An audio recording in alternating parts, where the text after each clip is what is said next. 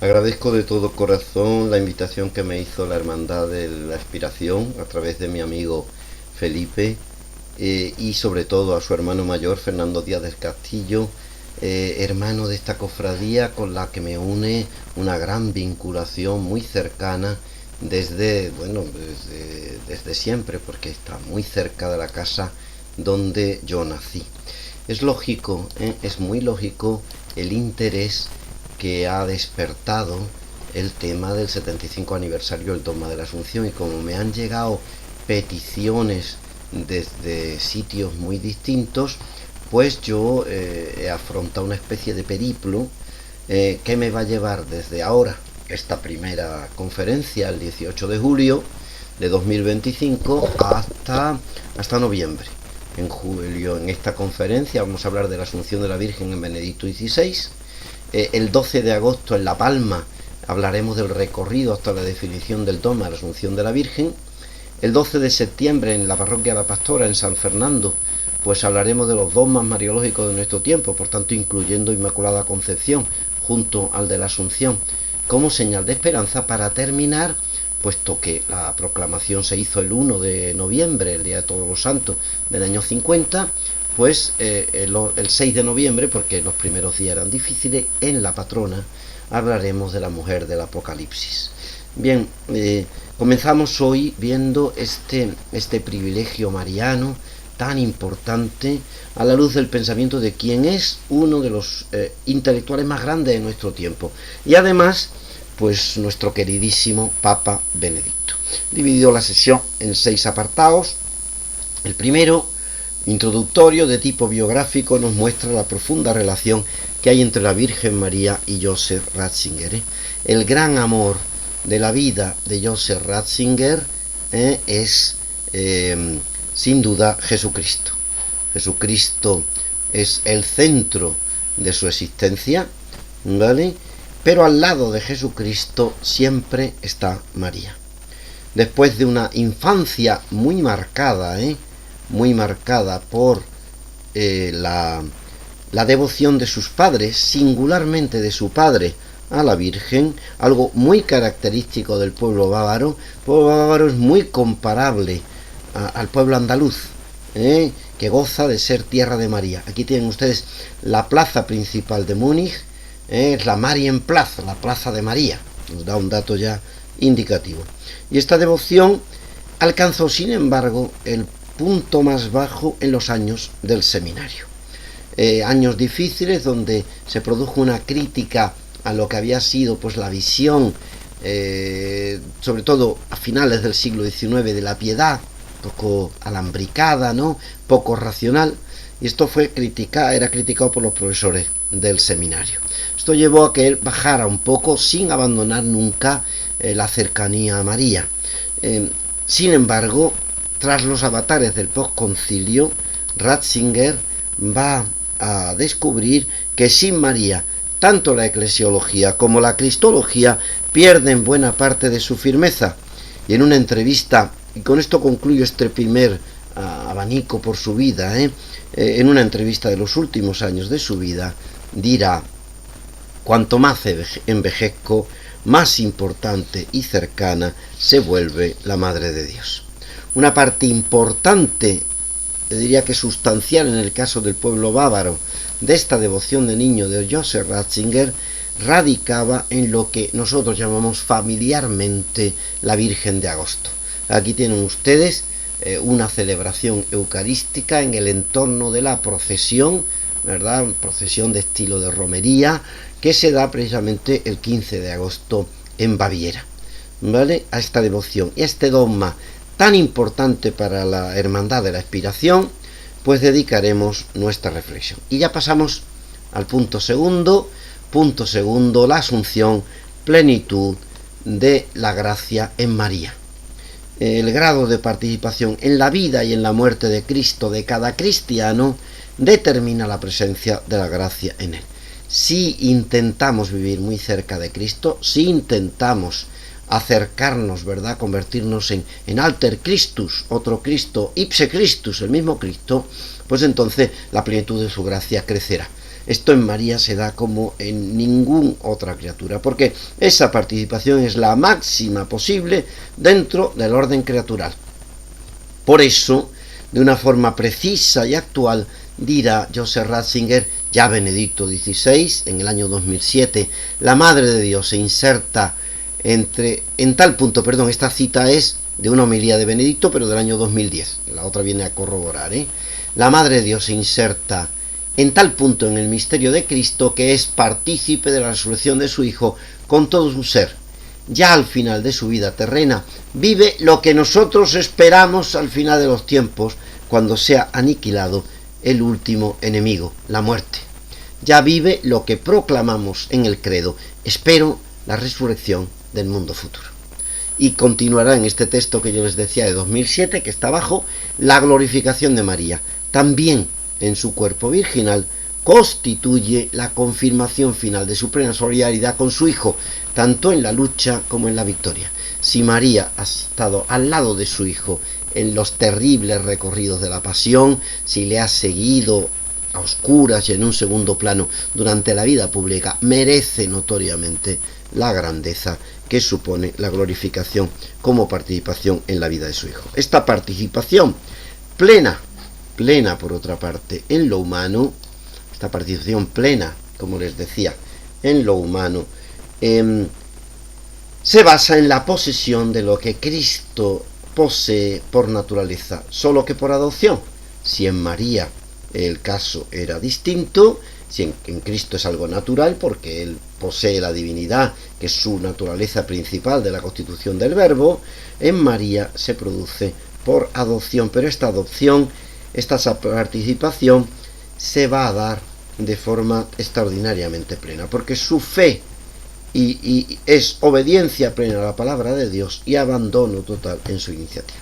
Como ocurrirá cuando Isabel se acerque a María, recordáis que es una de las partes del Ave María que nosotros trabajamos: bendita tú entre las mujeres. Este bendita tú entre las mujeres se va a hacer especialmente claro y notorio en la Asunción de la Virgen. Allí recibe esa plenitud de donación.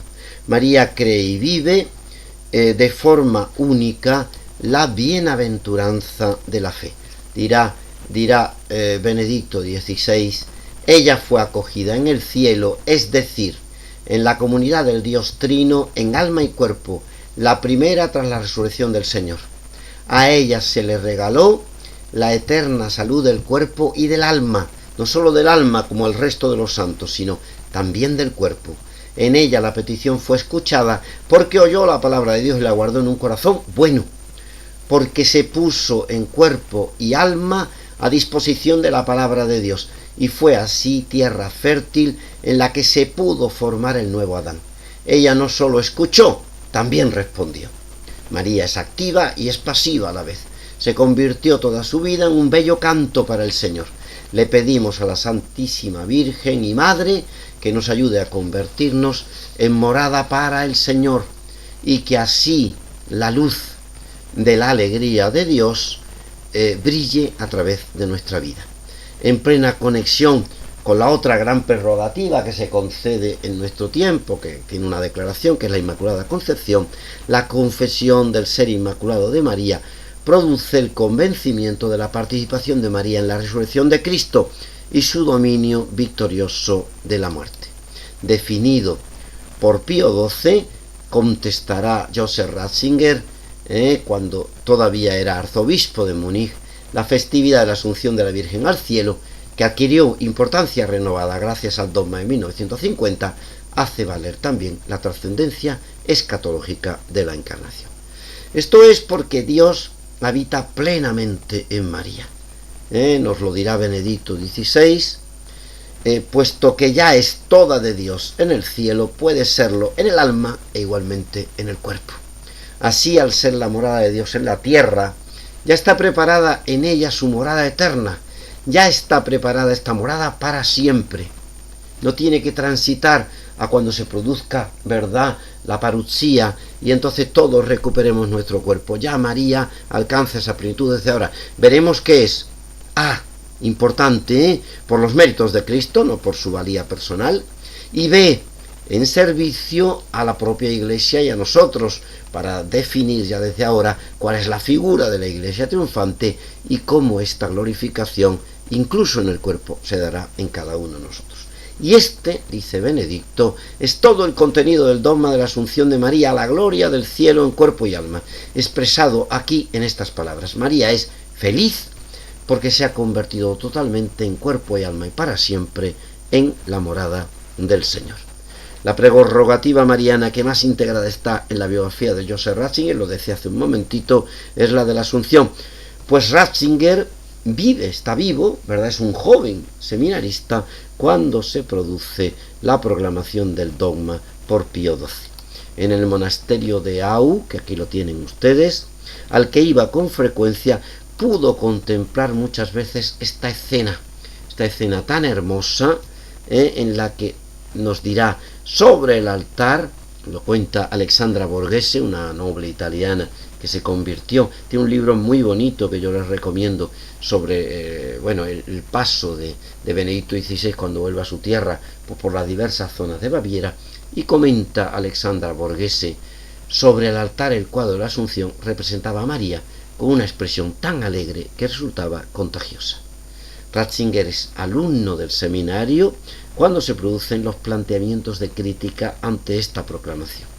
Se muestra en este momento, antes del concilio, una ruptura entre las exigencias que planteaban algunos teólogos de corte minimalista, o sea, de María había que hablar poquito, sobre todo pensando en la relación con los protestantes, incluso algunos se manifestará contrario al dogma, y el extraordinario fervor popular y eclesial, no solo popular, y eclesial con el que fue acogida la proclamación.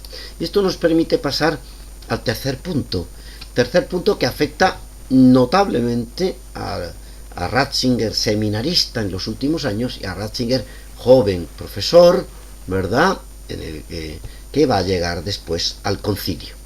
El debate en los años 50 sobre la proclamación del dogma. Hay una insistencia importante en las diversas obras de Joseph Ratzinger sobre este dogma, el último de los enunciados por la Iglesia. Así es, entre otras cosas, porque le influye notablemente en su propio pensamiento. Su biografía está ligada teológicamente y humanamente a la proclamación de este dogma.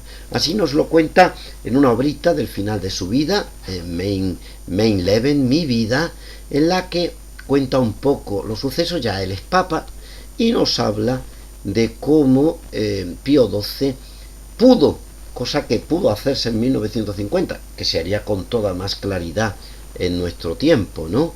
Pudo por primera vez, con los medios que ya existían, hacer una consulta generalizada a todos los obispos del orbe sobre la conveniencia de la proclamación de este dogma. La contestación del episcopado fue extraordinaria, prácticamente unánime. Doy un dato que es tremendo. De 1.193 respuestas, 1.186 fueron afirmativas, un 99,41. Yo decía de broma, con cierta ironía, cuando estaba dando la charla en el salón de parroquial, ¿verdad?, del Santo Ángel, que los diputados españoles no se ponen de acuerdo en un 99,41% ni para subirse el sueldo. O sea, solo 7 manifestaron dudas, no con respecto al dogma, sino con respecto a su oportunidad. Sin embargo, ya en los años 50, esto se va a manifestar muy notoriamente en el postconcilio, nosotros nos vamos a encontrar con una contestación por parte de algunos teólogos. En esta obrita, que se llama La hija de Sion, Joseph Ratzinger comienza con la protesta de la teología alemana ante la proclamación del dogma, especialmente en los artículos de Bernold Altaner, que afirmaba que no había fuentes antes del siglo VI que pudieran afirmar la presencia de esta convicción dentro de la fe cristiana.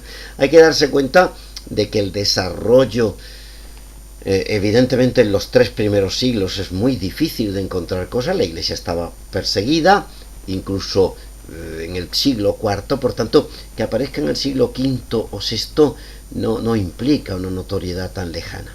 Yo he intentado mostrar en la conferencia del 12 de agosto la siguiente, precisamente, que hay una respuesta muy favorable por parte de los padres de la Iglesia. En cuanto esto se consolida un poquito, nos encontramos con respuestas muy distintas y muy favorables.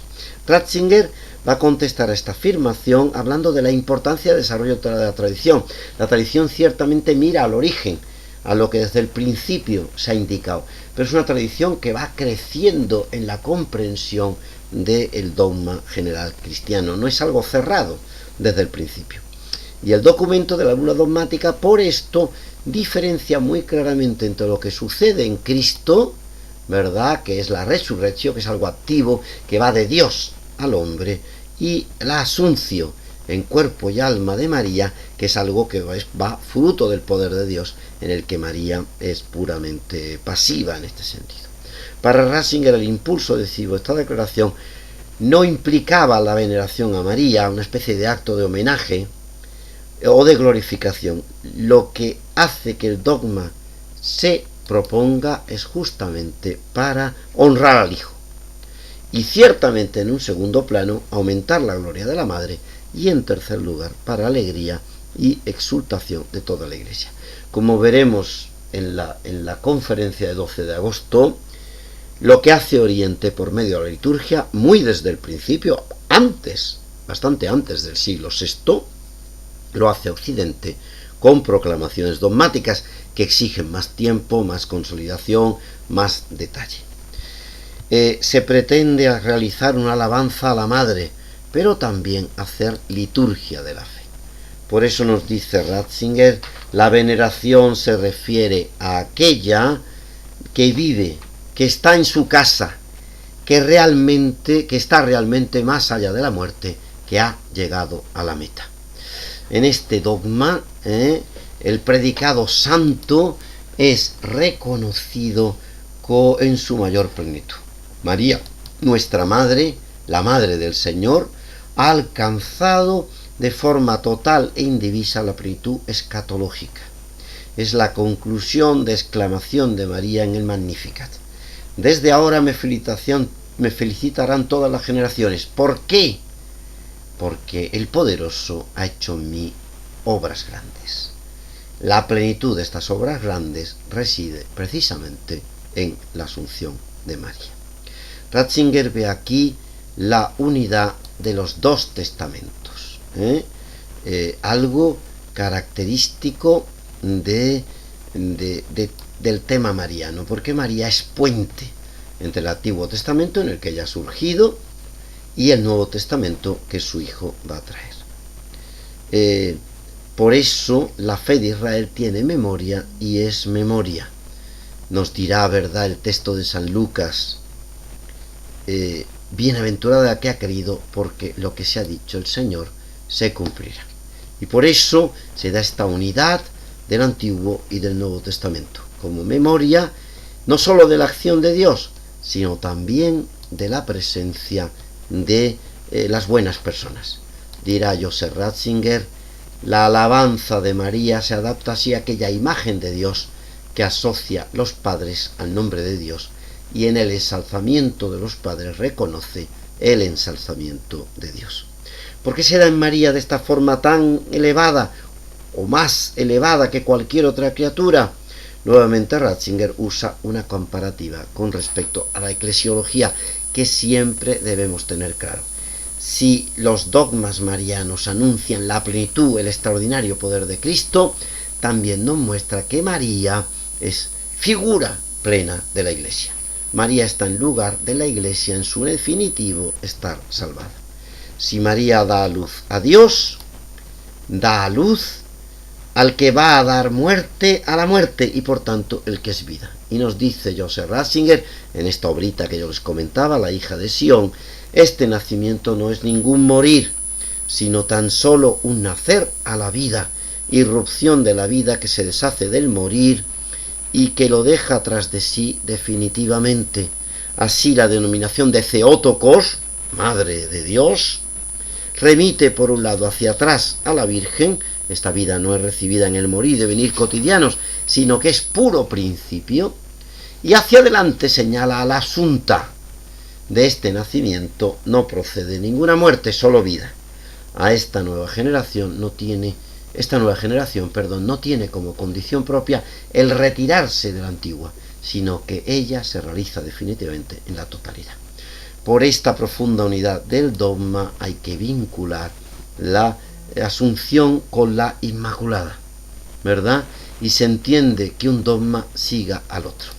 Precisamente, la ausencia de pecado original de María trae consigo que no se den en ella los efectos que el pecado original traía consigo, la corrupción y la necesidad de la muerte. Como cualquier otro ser humano, María no es inmortal por sí misma. Es más, una tradición muy antigua celebra la dormición de la Virgen. De hecho, la mayor parte de la tradición antigua de la Asunción es una tradición que se ha llamado teológicamente mortalista. La Iglesia permite perfectamente las personas que piensen que María falleció y entonces subió al cielo, opinión mortalista, como la de los que piensan que, puesto que no tenía pecado original, ascendió al cielo en un momento dado de su vida, la opinión inmortalista. Evitando cualquier comentario en este sentido, el Papa Pío XII nos dice al final del curso de su vida, ¿vale?, sin mencionar si murió o no lo hizo. Esto es muy importante para nosotros. Pese a la arrogante actitud del ser humano actual, que por medio de las variables más diferentes intenta preservar su vida y anhela una eternidad en la tierra. Ahora estamos con el transhumanismo, que vamos supuestamente a conseguir, gracias a la técnica, que nuestra vida sea inmortal y que vivamos no sé cuántos años. La muerte siempre aparece, lo hemos visto terriblemente en el COVID, ¿verdad?, para cobrarse el pago de esa falsa autarquía, de esa falsa independencia que nunca se va a dar. La muerte, que en el fondo es la imposibilidad de darse a sí mismo el fundamento, no nos hemos originado nosotros mismos, no es solo una cuestión somática, es un fenómeno de profunda antropología total. ¿Qué nos dice la fe de la Iglesia? ¿Qué regalo nos entrega en la Asunción de la Virgen? Pues algo que parece paradójico y que nos afirma que la que está completamente desprendida de sí, la que vive plenamente de la gracia, es decir, del don que viene de fuera, está fuera de la muerte. Pues ahí es el único sitio en el que el ser humano puede entrar en la salvación. Sin reducción alguna, está eternamente en la memoria creadora de vida de Dios, que la hace existir como Él mismo en su propia vida. Como ella está en lugar de la Iglesia, lo hemos dicho con anterioridad, su estar salvada ya no es una promesa, como sí lo es en nuestro caso. En nuestro caso estamos salvados ya en la esperanza, pero es en la esperanza. En ella, en María, es real. Se ha cumplido en ella lo que es realidad en la fe de cada uno de nosotros, ¿verdad? Aquel texto de San Pablo: nos ha resucitado con Cristo Jesús. Nosotros no hemos resucitado, ni el propio Pablo en ese momento. Nos ha sentado en el cielo con Él para revelar los tiempos venideros la inmensa riqueza de su gracia, mediante su bondad para con nosotros en Cristo Jesús. Efectivamente, por gracia, estáis salvados por medio de la fe. El bautismo es ya una participación, no solo en la resurrección del Señor, sino también en su ascensión, que se manifiesta especialmente en María. La vida oculta en Cristo es su vida auténtica, y esto será en plenitud en María. En ella se ha realizado lo que nosotros ahora solo vemos en figura: el bautismo devorando a la muerte, el bautismo robándole su aguijón. Nos dirá Joseph Ratzinger: por la victoria de Cristo, la plenamente bautizada, María, como realidad personal de la verdadera Iglesia, lo que se dice de María se dice de la Iglesia, lo que se dice de la Iglesia se dice de María, es al mismo tiempo la certeza de la salvación, no solo prometida corporal de la Iglesia, pues en ella ya está salvada. El nuevo Israel, pues, no será desechado. En María, y por tanto en germen con María, todos nosotros ya ha subido al cielo. Entramos en la cuarta cuestión, algo de lo que hablaré con mucho más detalle en la última de las exposiciones, ¿verdad?, en la que se realizará pues el 5 o el 6 de noviembre en el convento Santo Domingo, ¿verdad?, delante de la patrona, hay un texto absolutamente fundamental en la Escritura que nos muestra esta asunción de la Virgen. Es el texto de Apocalipsis 12, 1, 9. Desde las primeras interpretaciones cristianas de este texto, el texto tiene un marcado acento mariológico, por tanto dedicado a María, y eclesiológico, dedicado a la Iglesia. Y Ratzinger no separa ambas convicciones.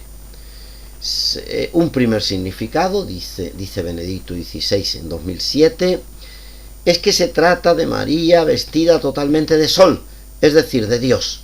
Es María que vive totalmente en Dios, rodeada y penetrada por la luz de Dios. María superó la muerte, está totalmente vestida de vida, elevada en cuerpo y alma a la gloria de Dios. Así, en la gloria, habiendo superado la muerte, nos dice: ánimo, al final vence el amor. En mi vida dije, he aquí la esclava del Señor, en mi vida me entregué a Dios y al prójimo, y en esta vida de servicio, llega ahora la vida verdadera. Funde lo que hemos dicho anteriormente, pensando en nosotros, que nos movemos todavía en el ámbito de la fe, que sabemos que con los medios de la salvación nos vamos a salvar, pero que lo vemos todavía con una cierta incertidumbre. María nos muestra: no, esto es real, porque yo lo estoy viviendo ya en plenitud. Y en segundo lugar, al hombre de nuestro tiempo, ¿verdad?, que piensa: si me recluyo en mí mismo, en mis necesidades, en mi egolatría, seré feliz. No. La verdadera y absoluta plenitud, la gran glorificación, se produce a quien se ha entregado a Dios y al prójimo. Tened confianza. Tened también vosotros la valentía de vivir así contra las amenazas del dragón. Pero esa mujer que sufre, que debe huir, que da luz con gritos de dolor, también es la Iglesia. La Iglesia peregrina de todos los tiempos, la Iglesia que vive entre el trigo y la cizaña, la Iglesia que sufre tantas veces, Benedicto lo vivió en estos años, pues el mal que realizan los hombres y singularmente los cristianos. En 2011, ante la estatua de la Inmaculada de la Plaza Romana de España, Benedicto explica de forma completa las diversas imágenes que aparecen en este relato. Es un texto largo, que veremos en dos partes, pero me parece que es un texto que nos compensa mucho el profundo enriquecimiento teológico que a lo largo de su vida va a hacer Benedicto XVI para ilustrarnos sobre la grandeza de este dogma mariano. Dirá Benedicto: ante todo, la mujer del Apocalipsis es María misma. Aparece vestida de sol, es decir, vestida de Dios. La Virgen María, en efecto, está totalmente rodeada de la luz de Dios y vive en Dios. Este símbolo del vestido luminoso expresa claramente una condición que atañe a todo el ser de María. Ella es la llena de gracia, colmada del amor de Dios, y Dios es luz. Dice también San Juan: he aquí entonces que la llena de gracia, la Inmaculada, refleja con toda su persona la luz del sol que es Dios. Esta mujer tiene bajo sus pies la luna, símbolo de la muerte y de la mortalidad. María, de hecho, está plenamente asociada a la victoria de Jesucristo, su Hijo, sobre el pecado y sobre la muerte. Está libre de toda sombra de muerte y totalmente llena de vida. Como la muerte ya no tiene ningún poder sobre Jesús resucitado, así, por una gracia y un privilegio singular de Dios omnipotente, María la ha dejado tras de sí, la ha superado. Y dice a continuación en este mismo texto: por esto María es en sí misma un himno a la vida. Es la criatura en la cual se ha realizado ya la palabra de Cristo. Yo he venido para que tengan vida y la tengan en abundancia, en plenitud. María en su asunción. En la visión del Apocalipsis hay otro detalle. Sobre la cabeza de la mujer vestida de sol hay una corona de 12 estrellas. Este signo representa a las 12 tribus de Israel y significa que la Virgen María está en el centro del pueblo de Dios, de toda la comunión de los santos. Y así esta imagen de la corona de 12 estrellas nos introduce en la segunda gran interpretación del signo celestial de la mujer vestida de sol. Además de representar a la Virgen, este signo simboliza a la Iglesia, la comunidad cristiana de todos los tiempos. Está encinta en el sentido de que lleva en su seno a Cristo y lo debe alumbrar para el mundo. Esta es la tribulación de la Iglesia peregrina en la tierra, que en medio de los consuelos y las persecuciones del mundo debe llevar a Jesús a los hombres.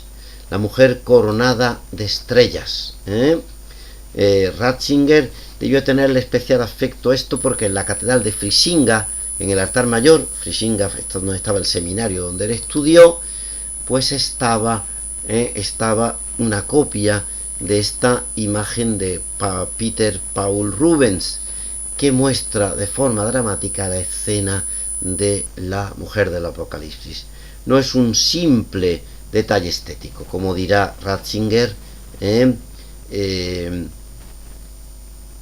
Estas 12 estrellas representan la familia nueva de Dios, anticipada por los 12 hijos de Jacob y por los 12 apóstoles de Cristo.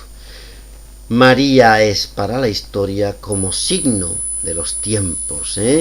Ese texto nos remite al protoevangelio, donde se da la promesa de que una descendiente de la mujer, y por tanto la propia mujer, va a pisar la cabeza de la serpiente. Por eso todo este relato lleva a pensar en María como la mujer definitivamente bendecida.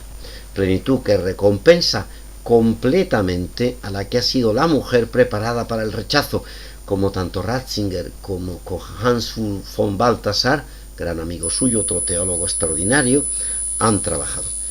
Rechazada en la vida pública, rechazada después en la cruz. Mujer, ahí tienes a tu hijo, no a tu otro hijo, ahí tienes a tu hijo, yo no soy tu hijo.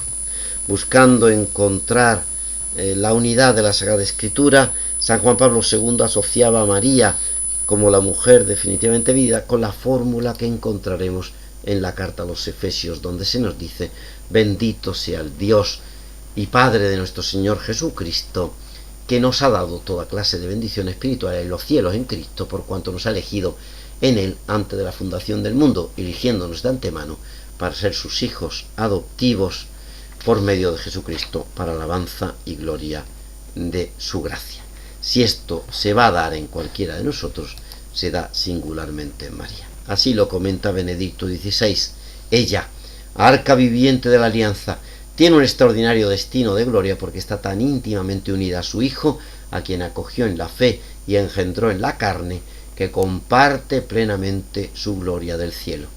Es lo que sugieren las palabras que hemos escuchado, dice Benedicto, porque han aparecido en la misa, ¿verdad?, en la primera lectura. Un gran signo apareció en el cielo, una mujer vestida de sol, y la luna bajo sus pies y una corona de 12 estrellas sobre su cabeza. La grandeza de María, Madre de Dios, llena de gracia, plenamente dócil a la acción del Espíritu Santo, vive ya en el cielo con todo su ser, alma y cuerpo. Para mostrar la antigüedad de esta reflexión, va a citar Benedicto XVI a San Juan Damasceno, que dice: hoy la santa y única Virgen es llevada al templo celestial, hoy el arca sagrada y animada por el Dios vivo, que llevó en su seno a su propio artífice, descansa en el templo del Señor, no construido por mano de hombre. Y continuará: era preciso que aquella que había cogido en su seno al Logos divino se trasladara a los tabernáculos de su Hijo. Era preciso que la esposa que el Padre se había elegido habitara en la estancia nupcial del cielo. Vamos ya al punto quinto: importancia del dogma en su conexión con el resto de la teología. Y seguimos los pasos de Joseph Ratzinger, ¿verdad?, que nos dice Benedicto en concreto en 2008: María es, en efecto, la primicia de la humanidad nueva, la criatura en la cual el misterio de Cristo, encarnación, muerte, resurrección y ascensión al cielo, ha tenido ya pleno efecto, rescatándola de la muerte y trasladándola en alma y cuerpo al reino de la vida inmortal. Por eso la Virgen María, como recuerda el Concilio Vaticano II, constituye para nosotros un signo de segura esperanza y de consolación. Como ya comenté, trabajaré muy especialmente esto en la tercera de las sesiones, la de San Fernando, ¿verdad?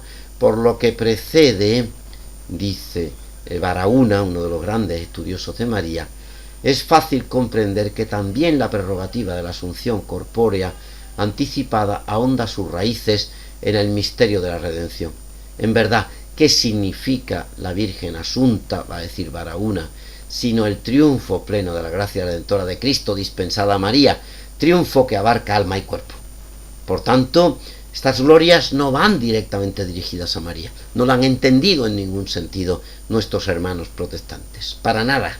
Esto no es una especie de mariología, ¿vale? De mariolatría, podríamos decir. No, es Cristo quien queda desarrollado. Esta prerrogativa no es un adorno personal, aunque es de María, sino que asume una dimensión profundamente social con relación a nosotros, en virtud de la tensión escatológica que caracteriza el pregnar de la tierra en el mundo. Tal como lo plantea el capítulo 8 de la Lumen Gentium, María vive los tres grandes momentos de la vida de Cristo en plenitud, ¿verdad? Vive el momento primero de la encarnación, con su presencia a lo largo de toda la infancia de Jesús. En segundo lugar, la vida pública, va a vivir especialmente unida a su Hijo en la participación singularísima en la cruz, y por fin, en el tercer momento, lo va a hacer en la Asunción. Por eso, el artículo 62 de la Lumen Gentium indica que María, asunta a los cielos, no ha dejado esta misión salvadora, que ejecuta como Madre de Cristo, que se convierte en Madre de todos los hombres, en la plenitud que supone su participación, su colaboración en la redención de la humanidad, sino que con su múltiple intercesión continúa obteniendo los dones de la salvación eterna, ¿vale? Ya antes, en el artículo 60, ha indicado Lumen Gentium, Concilio Vaticano II, que finalmente la Virgen Inmaculada, preservada inmune de toda mancha de culpa original, es prácticamente la repetición del texto de Pío XII, terminado el decurso de su vida terrena, fue asunta en cuerpo y alma a la gloria celestial.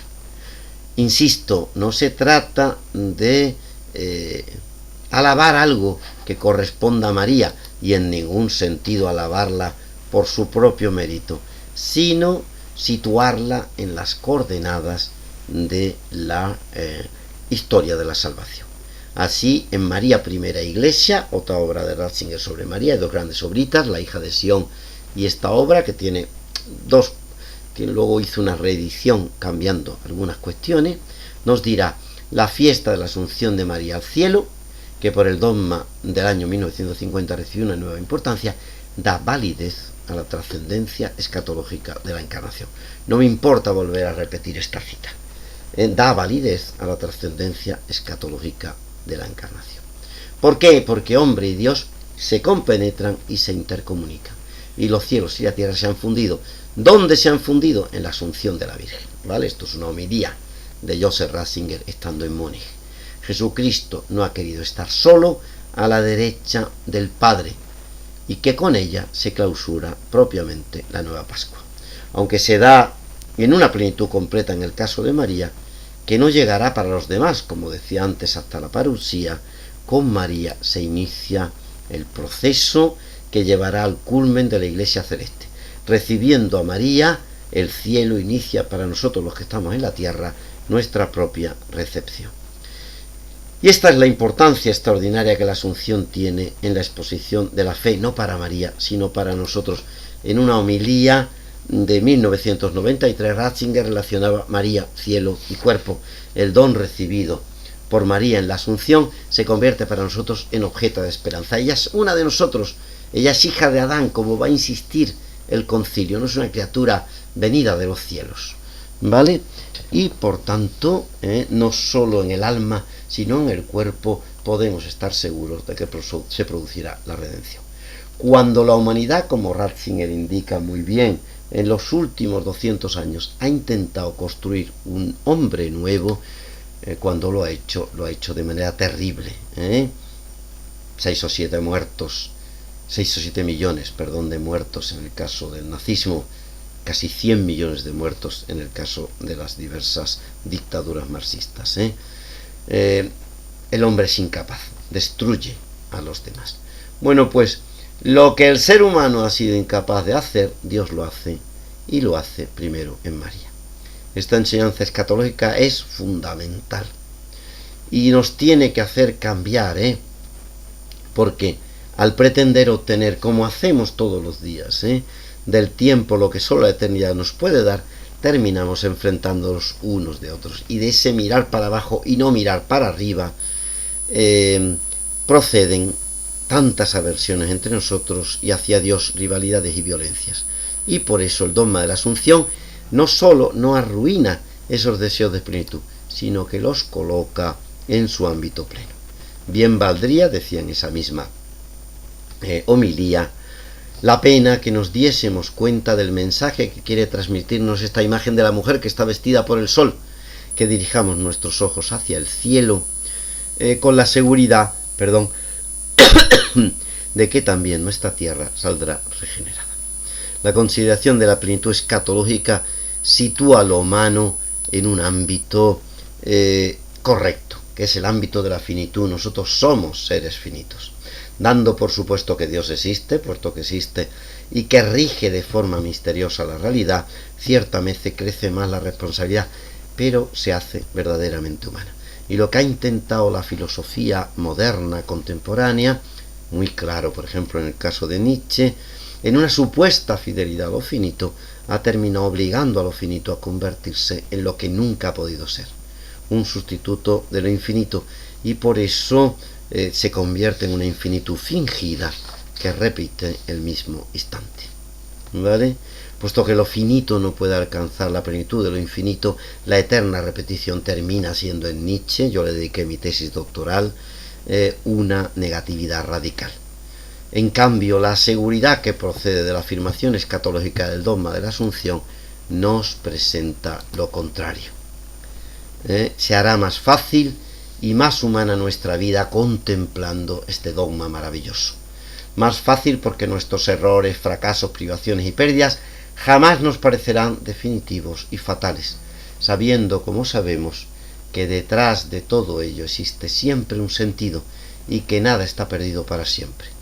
Desde esta perspectiva nos aparece en primer plano el lado bueno de las cosas. Si en otros momentos nos hemos centrado en la Virgen, Ratzinger lo ha hecho especialmente en la espera del Adviento como tiempo de María. Ahora se dirige al final de la historia en esta reflexión sobre la Asunción de la Virgen y nos dirá: mirando a la Mater Asunta, la Virgen María ascendida al cielo, se amplía el Adviento a lo escatológico. La encarnación se convierte en camino que en la cruz no suprime la asunción de la carne, sino que la hace definitiva.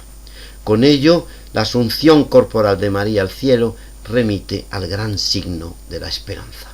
Dirá en María Iglesia Naciente, antes de la otra cita, la humanidad ya salvada en María, en la que a la vez se hace visible el lugar de la salvación, no sólo de María, sino de toda la humanidad, de toda salvación. Y ya vamos al último punto de esta sesión, María como reina en el Rey. La consideración de María como reina es el corolario de la Asunción y de su cercanía completa a Cristo. Por eso esta celebración litúrgica, la de la memoria de María como reina, se produce el 22 de agosto, culminando la octava de la Asunción. Y en ella se ve la verdad de todas las aspiraciones humanas, solo que en un sentido que los humanos no imaginamos, y por eso nos va tan mal. María nos muestra que el verdadero reinado está en el servicio, que la grandeza no está en el poder, sino en la virtud humilde que nos acerca a Dios. Y dirá Benedicto XVI, el reino de Dios no es cuestión de honores y de apariencias, por el contrario, como escribe San Pablo, es justicia y paz y gozo en el Espíritu Santo. Al Señor le importa nuestro bien, es decir, que todo hombre tenga la vida y que especialmente sus hijos más pequeños puedan acceder al banquete que ha preparado para todos. Por eso no soporta las formas hipócritas de quien dice Señor, Señor y luego no cumple los mandamientos. En su reino eterno, Dios acoge a los que día a día se esfuerzan por poner en práctica su palabra, y esto conecta plenamente con María. María, que cuando aquella mujer dice bendito los pechos que nos amamantaron, y contesta a Cristo zahiriendo apariencia a María. No, mucho más bendito los que cumplen la palabra de Dios, los que escuchan la palabra de Dios y la cumplen. Lo que está diciendo es que María la ha llevado a la plenitud. María es la que más se ha esforzado en poner en práctica su palabra. Por eso concluirá Benedicto: la Virgen María, la más humilde de todas las criaturas, es la más grande a sus ojos y se sienta como reina a la derecha de Cristo Rey. A su intercesión celestial queremos encomendarnos una vez más con confianza filial para poder cumplir nuestra misión cristiana en el mundo. Y continúa en el año 2006, ¿verdad? El texto anterior era 2008. Dice Ratzinger en 2006: a la realeza de Cristo está asociada de modo singularísimo la Virgen María. A ella, humilde joven de Nazaret, Dios le pidió que se convirtiera en la madre del Mesías.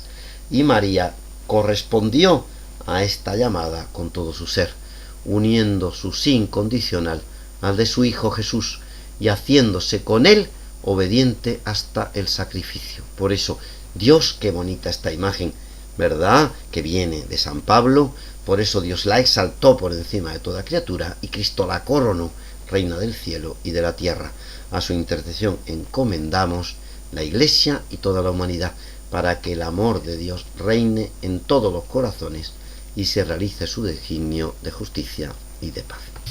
Vamos concluyendo toda esta elevación, toda esta gloria de María, que supera todo lo que pueden lograr ángeles y seres humanos, no la hace menos madre, ¿verdad? Nosotros tenemos en las hermandades un refrán que dice: si quieres conocer a Pablito, dale un carguito, ¿verdad? Pues la Virgen es lo contrario. Al ser elevada a los cielos, dirá Benedicto en 2007, no se alejó de nosotros, sino que está aún más cercana, y su luz se proyecta sobre nuestra vida y sobre la historia de la humanidad entera. Todos necesitamos de su ayuda y su consuelo para afrontar las pruebas y desafíos de cada día. Necesitamos sentirla madre y hermana en las situaciones concretas de nuestra existencia. En un magnífico texto de 2010, Benedicto resume todos los méritos de María para que pueda afirmarse de ella la realeza derivada de su Hijo. Es algo largo, como ocurría con un texto anterior, pero me parece que merece la pena. La pequeña y sencilla muchacha de Nazaret se ha convertido en la reina del mundo. Esta es una de las maravillas que revelan el corazón de Dios. Naturalmente, la realeza de María depende totalmente de la de Cristo. Él es el Señor, a quien después de la humillación de la muerte en la cruz, el Padre ha exaltado por encima de toda criatura en los cielos, en la tierra y en los abismos. Por un designio de la gracia, la Madre Inmaculada ha sido plenamente asociada al misterio de su Hijo, a su encarnación, a su vida terrena, primero oculta en Nazaret y después manifestada en el misterio mesiánico, a su pasión y muerte y por último a la gloria de la resurrección y ascensión al cielo. La Madre compartió con el Hijo no solo los aspectos humanos de este misterio, sino también, por obra del Espíritu Santo, en ella la intención profunda, la voluntad divina, de tal manera que toda su existencia pobre y humilde fue elevada, transformada, glorificada, pasando a través de la puerta estrecha que es Jesús mismo. Sí, María es la primera que pasó por el camino abierto por Cristo para entrar en el reino de Dios, un camino accesible a los humildes, a quienes se fían de la palabra de Dios y se comprometen con ponerla en práctica. Este es el resumen de esta dualidad que observamos en María, ¿verdad? Una primera lectura nos podría hacer pensar que María es un personaje secundario, que no es esencialmente importante y que, bueno, pues está ahí, sale de vez en cuando.